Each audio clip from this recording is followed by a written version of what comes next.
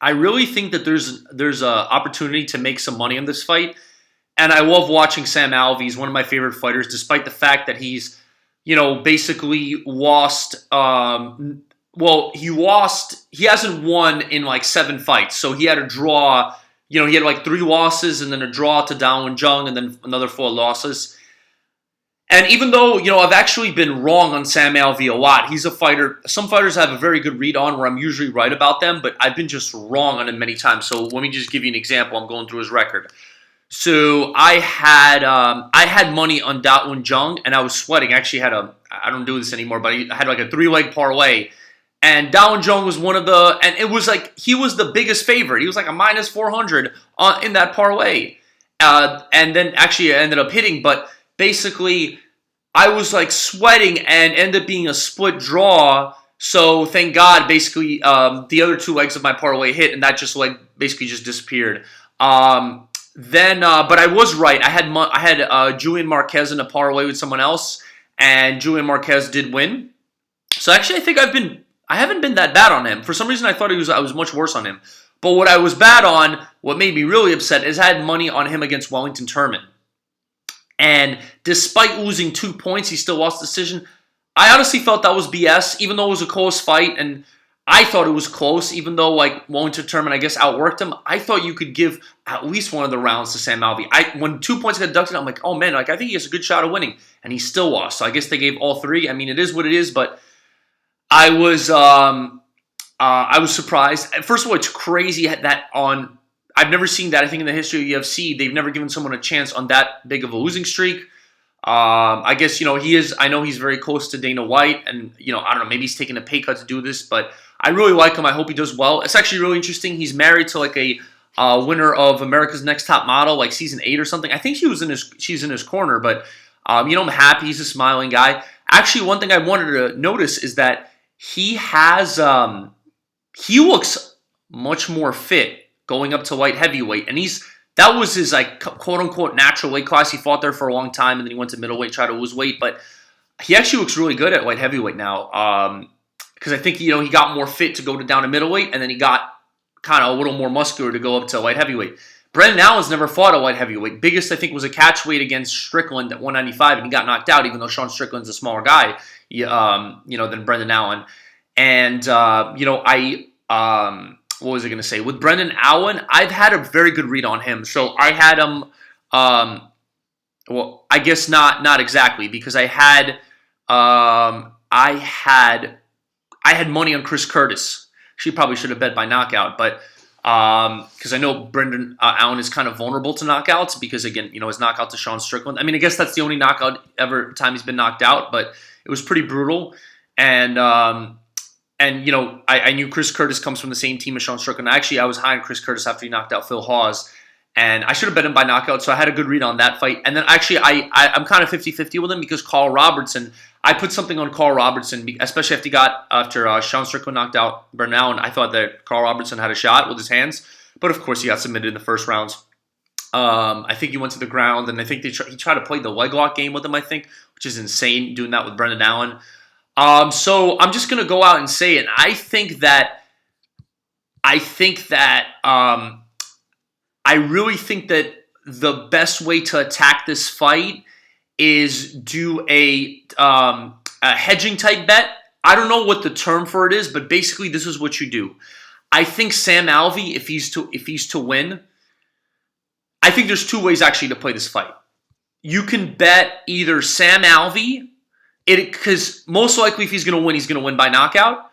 I guess it is possible by decision, but he's been dropping decisions because he doesn't have a work rate, but he does look more motivated. So I think that there's maybe a play to bet Sam Alvey by knockout, which is plus 800, and then Brendan Allen by decision, which is plus 175. So you basically just even out, so you get the same amount of payout either way, and the same amount of risk. I remember I made a little Excel formula, but you could do the same. It's not that hard. You could just play around with it. You put okay, if I put 10 on Alvey, and if I win 80, so that's 90, and then you just balance out and pull okay, I need approximately what do I bet? I bet close to 30 or a little more than 30, and this way, plus 175, you'll be close to winning plus 60 around there, and then the totality of that would be like 90. So either way, you win 90. But yeah, I mean, it's possible that Sam Alvey wins by decision. I just don't see Brendan Allen finishing a Sam Alvey, especially at the higher weight class. I mean, I guess it's possible by submission, definitely not by knockout. But I do think Sam Alvey has a real shot of knocking Brendan Allen out. Brendan Allen's been knocked out twice now, and I think he's kind of vulnerable to strikes. I think he's kind of a little bit overzealous, not as careful. So I think Sam Alvey has a good shot of winning by knockout. And then I think that I think it's possible that Sam Alvey also wins by decision. So I mean, that's kind of maybe just better just grab him plus 330, and then Brendan Allen by decision, and then kind of hedge that, but you'll make less money like that. So yeah, I mean, I would say there's two ways to go about it. Either Sam Alvey money line plus 330 because he could win by by knockout or decision, or if you want to be a little more ballsy, a little more creative, grab him by plus 800, grab Brendan Allen by decision, and then you hedge it so that you win either way. I mean, or again, if you feel like Brendan Allen better with the higher volume, grab him by decision. But I do like the way Sam Alvey looks, and I think he's motivated. I know I said kind of the same thing with Wellington Turman, but we'll see. I mean, I'm rooting for my guy, Sam Alvey. I love the guy. I love his big smile on his face. I'm happy. Looks like he's a good relationship with his wife. But man, I don't want him to go on on an 8-loss skid. I mean, at that point, they're going to have to drop him. I mean, it's crazy. I mean, he was really upset at himself after the Wellington Turman fight. So I hope he had a realization. I think he's training harder. I think he's going to win this by knockout. But we'll see what happens. So I think there's a couple ways to play this.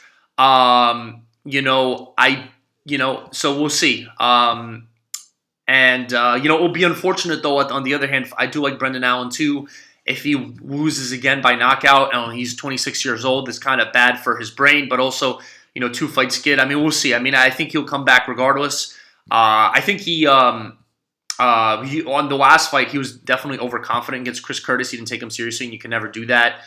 But yeah, we'll see. I'm rooting for my guy, Sam Alvey, but I do like Brendan Allen. I think he's a solid prospect. He just has to be careful with his striking defense. He's a little overzealous, I think. Actually, I was kind of surprised that he had beaten Puna. What's it called? And I think that's why people were he was such a big favorite against Chris Curtis. They're like, if this guy can survive Puna, then, he can survive Chris Curtis. But I think that I actually think that kind of hurts Puna a little bit rather than elevates Brendan. And I think that, I was really high on Puna after he knocked out Dusko Todorovic, but I think that also, might be because Dusko doesn't really, lift his hands up. But whatever, that's neither here nor there. I think this is an interesting fight with some opportunity to make some money. Again, I think, 4 ways you could play it. Sam Alvey, Sam Alvey money line, Sam Alvey by knockout, and kind of hedging it with Brendan Allen by decision or just Brendan Allen by decision. But I do like the way Sam Alvey looks, so I'm gonna either way. I think Sam Alvey might be the way to go. At least you could do the hedge, but I wouldn't leave Sam Alvey out of that. But we'll see. Maybe I'm crazy again. I thought he could do it against Wellington Turman. He didn't, but we'll see what happens. Thanks everyone for subscribing. Please subscribe and please like the video. But thanks for watching. And I previously, I do apologize for putting out this video late. I've been a little bit busy this week, but I also at that point I think I was gonna put it out yesterday, and I was like, you know what? Let me wait for the weigh-ins. At least I'll get a good look. And I think this kind of gave me a little more confidence. So I'm happy I did that.